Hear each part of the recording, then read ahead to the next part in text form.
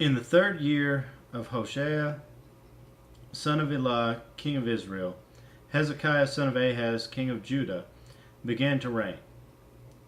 He was 25 years old when he became king, and he reigned in Jerusalem 29 years.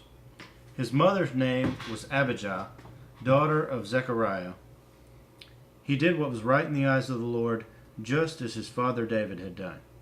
He removed the high places, smashed the sacred stones, and cut down the Asherah poles. He broke into pieces the bronze snake Moses had made, for up to that time the Israelites had been burning incense to it. It was called Nehushtan. Hezekiah trusted in the Lord, the God of Israel. There was no one like him among all the kings of Judah, either before him or after him. He held fast to the Lord and did not cease to follow him. He kept the commands of the Lord that the Lord had given Moses. And the Lord was with him. He was successful in whatever he undertook. He rebelled against the king of Assyria and did not serve him. From watchtower to fortified city, he defeated the Philistines as far as Gaza and its territory. In King Hezekiah's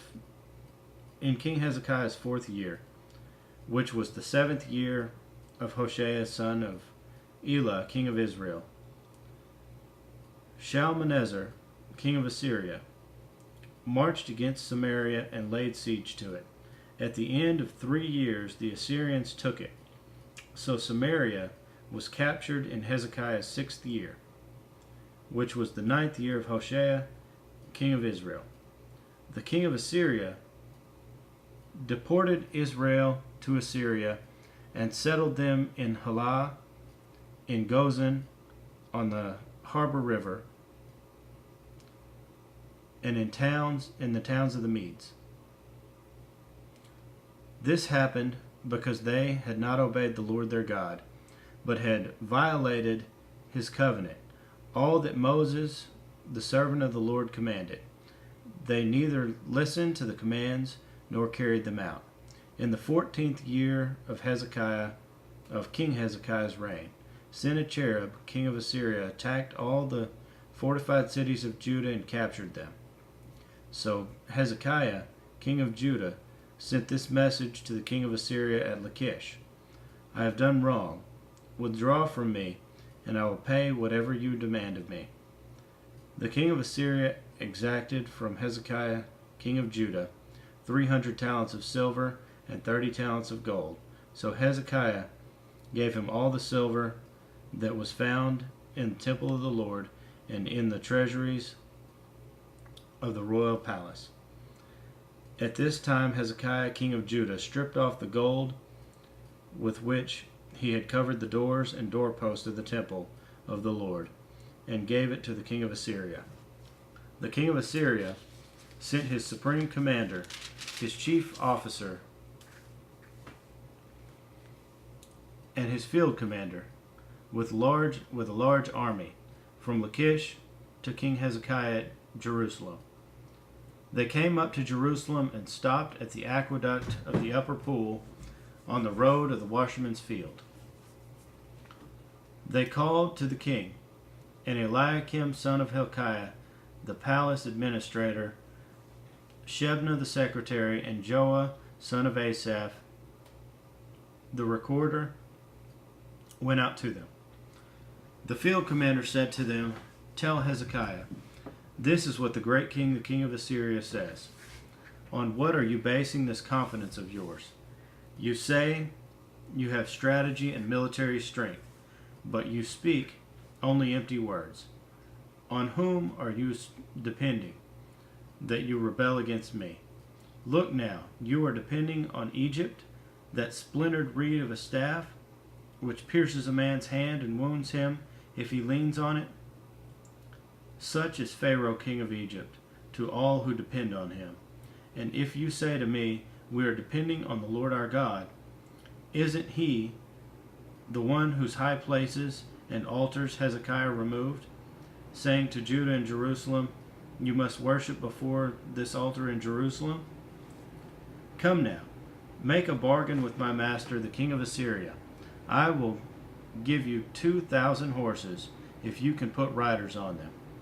How can you repulse one officer of the least of my master's officials, even though you are depending on Egypt for chariots and horsemen?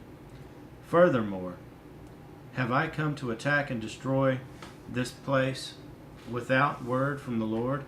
The Lord himself told me to march against this country and destroy it.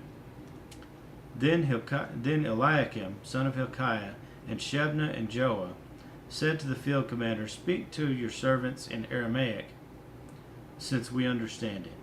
Don't speak to us in Hebrew, in the hearing of the people on the wall. But the commander replied, Was it only to your master and you that my master sent me to say these things, and not to the men sitting on the wall, who, like you, will have to eat their own filth and drink their own urine? Then the commander stood and called out in Hebrew, Hear the word of the great king, the king of Assyria. This is what the king says. Do not let Hezekiah deceive you. He cannot deliver you from my hand.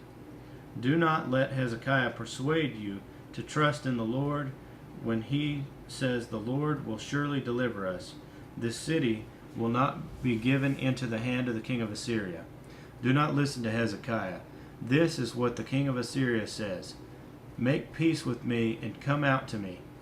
Then every one of you will eat from his own vine and fig tree, and drink water from his own cistern, until I come and take you to a land like your own, a land of grain and new wine, and a land of bread and vineyards, a land of olive trees and honey. Choose life and not death. Do not listen to Hezekiah, for he is misleading you when he says, The Lord will deliver us. Has the God of any nation ever delivered his land from the hand of the king of Assyria? Where are the gods of Hamath and Arphad? Where is the God of Sepharvaim, Hena and Ivah? Have they rescued Samaria from my hand? Who of all the gods of these countries has been able to save his land from me? How then can the Lord deliver Jerusalem from my hand? But the people remained silent and said nothing in reply, because the king had commanded them, Do not answer him. Then Eliakim, son of Hilkiah, the palace administrator, Shebna the secretary, and Joah, son of Asaph, the recorder, went to Hezekiah with their cloaks torn and told him what the field commander had said.